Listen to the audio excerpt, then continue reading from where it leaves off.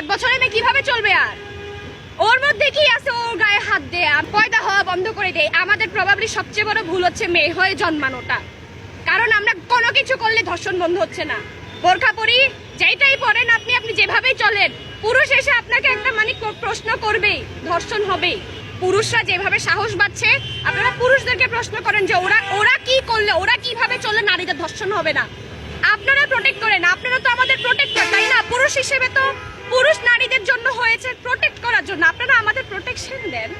আমরা কেন নিরাপত্তা নিয়ে চিন্তা করবো? আমরা কেন পদক্ষেপ নিব? খুবই দুঃখজনক যে আমাদের এখনো আমরা কিভাবে চললে বা কি করলে আর কিভাবে চললে। কয়েকদিন আগে একটা মেয়ে ওন্না, এর থেকে আর কি আছে? ওন্না নাওয়া, আরেকজন হ্যারেসার এসে বলতেছে আপনার ওন্না ঠিক নাই। কিভাবে চলবো? আর কিভাবে চলবো ভাই?